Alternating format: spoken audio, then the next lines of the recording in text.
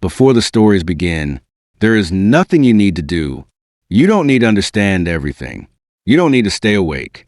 These are quiet stories. For those who feel deeply. Stories about loneliness. Stories about being misunderstood.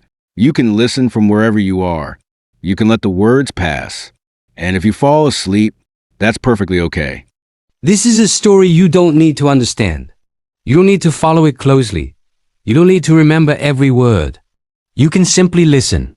Let the story unfold at its own pace. Let it arrive where it needs to. And if at any point your thoughts drift away, that's okay.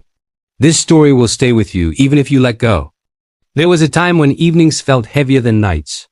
Not loud, not dramatic, just quiet. The kind of quiet that fills a room after the day has taken everything it needed from you. The sun would go down slowly and the world outside would soften. But inside, there was a space that felt empty in a way that words never quite managed to describe. There was a person living inside that quiet. Not someone without people around, not someone completely isolated, but someone who felt alone even in the presence of others. They had conversations. They answered messages. They smiled when expected. And yet something always remained unsaid. Something always stayed inside. This loneliness was not about being abandoned. It was about being unseen. About having thoughts that felt too heavy to share, emotions that didn't fit easily into casual conversations. So they learned to keep things light. They learned to say, "I'm fine," in a way that convinced everyone else. And slowly, almost without noticing, they stopped expecting anyone to ask deeper questions. Days followed one another in predictable ways. Wake up. Do what needs to be done. Go to sleep. The routine worked.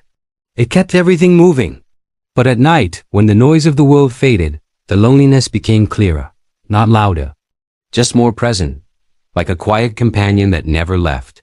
Silence can be comforting, but it can also feel endless.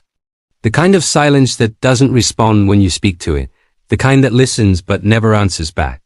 And so they sat with it, night after night, learning its shape, learning its weight. Sometimes they wondered what would happen if someone truly saw them. If someone asked the right question and waited long enough for an honest answer. But life rarely pauses long enough for those moments. So the question never came. And they stopped waiting for it. One evening, something felt slightly different. Not better. Not worse, just different. The loneliness didn't feel as sharp. It felt tired. As if it too had been carrying something for too long. And for the first time, they didn't try to push it away. They didn't distract themselves. They simply stayed. In that stillness, they noticed something unexpected. The silence wasn't empty. It was full of everything that had never been said. Full of feelings that didn't know how to leave. Full of exhaustion. And underneath it all, a quiet longing to be understood. Loneliness, they realized, was not a failure. It was not proof that something was wrong. It was a signal. A sign that connection mattered. That being seen mattered. That the heart was still open, even after so much quiet. That night, they allowed themselves to soften. Just a little. They didn't need solutions. They didn't need answers. They just needed permission to feel what they felt without judging it. And that alone brought a strange sense of relief. Loneliness had been misunderstood. It wasn't an enemy. It was a reminder of depth, of sensitivity. Of a capacity to feel deeply, and perhaps of a future connection that hadn't arrived yet. Instead of fighting the loneliness, they rested beside it. Not trying to fix it, not trying to escape it. Just breathing, allowing the night to hold both the silence and everything inside it. Loneliness doesn't disappear when we understand it, but it changes, it becomes quieter, softer, less frightening. And sometimes that is enough. Because even in the quiet, even in the stillness, there is meaning, there is presence. And there is always the possibility that one day someone will understand without needing to ask. If this feeling is familiar to you, please know you're not alone in it. It's okay to feel this way. If you feel you need support, reaching out to a friend, family member, or a mental health professional can make a world of difference. Your feelings are valid, and help is always available. Thank you for listening. This story is for anyone who has ever tried to explain themselves only to feel unheard.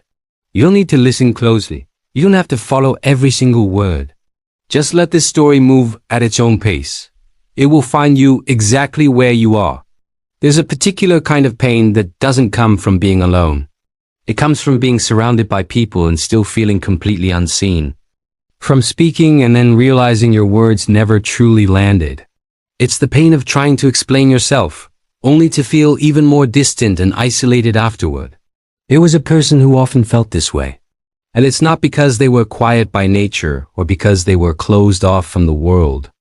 In fact, they tried. They really tried.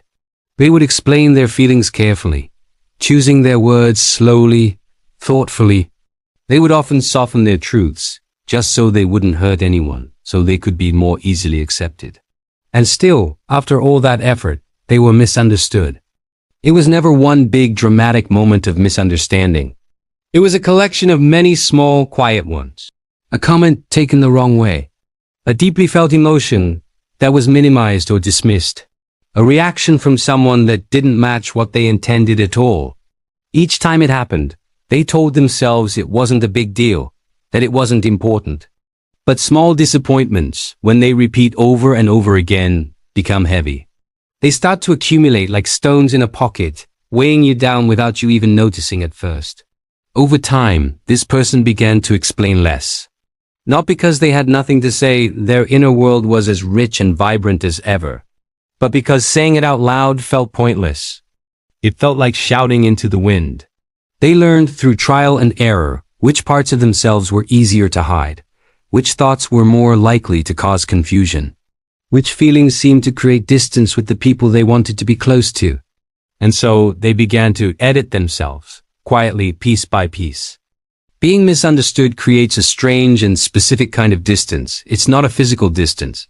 You can be sitting right next to someone. It's an emotional one. You can be in the same room, share the same space, laugh at the same jokes, and still feel miles and miles away. You can share your time without ever truly sharing yourself. And that emotional distance, slowly but surely, teaches you to rely only on your own understanding of yourself. Because it feels like the only one you can trust. Constantly explaining yourself over and over again is exhausting. It's draining to have to clarify your intentions, to defend what you meant to say, to justify why you feel the way you do. It's like you're perpetually on trial for your own inner experience. Eventually, you might stop trying to be understood altogether. You just try to avoid conflict. You try to keep the peace. And that quiet retreat, that self-preservation, costs more than you realize. It costs you pieces of your authenticity. One evening, this person was sitting in a moment of stillness, and they noticed a profound tiredness deep in their bones. It wasn't the kind of tired you get from a long day at work or from physical exertion. It was the exhaustion that comes from carrying around multiple versions of yourself, versions that never quite fit. From being one thing on the inside, complex and layered, and presenting something much simpler on the outside, just to get by. And in that quiet moment, they realized something profound. Being misunderstood did not automatically mean they were unclear. It did not mean they were wrong. It didn't mean they were flawed. Sometimes it simply meant they were speaking from a depth that others hadn't visited in themselves. Not everyone can understand what they haven't personally felt. Not everyone has the capacity to hear what they aren't ready to listen to. And that realization wasn't a failure, it was just a difference. A difference in depth, perhaps. A difference in sensitivity. A difference in awareness. And that was okay. It didn't make them better or worse than anyone else. It just made them, them. At night, they gave themselves permission to stop explaining. Not out of bitterness or resentment. Not as a way to build walls. But as an act of profound self-care. They realized they didn't need everyone to understand them. They just needed to stop abandoning themselves in the process of trying to be understood. There is a deep and abiding peace that comes from knowing who you are, even when others don't. There's a quiet strength in trusting your own intentions, even when they're misread or twisted. There is a sanctuary in letting your own inner voice be enough, in letting it be the one that truly validates you. You see, being misunderstood doesn't make you invisible. In a way, it's a sign that your inner world is rich, complex, and has its own unique language. It means you are not a simple story to be read at a glance. And one day, maybe someone will come along who listens without needing a translation, who understands the melody of your soul without you having to explain every note. But until then, you are allowed to rest in your own understanding. You are allowed to be your own safe harbor. That isn't loneliness. It's not isolation. It is strength. It is self-possession. And it is more than enough. Thanks for listening. If this resonated with you, consider subscribing for more stories like this. Take care.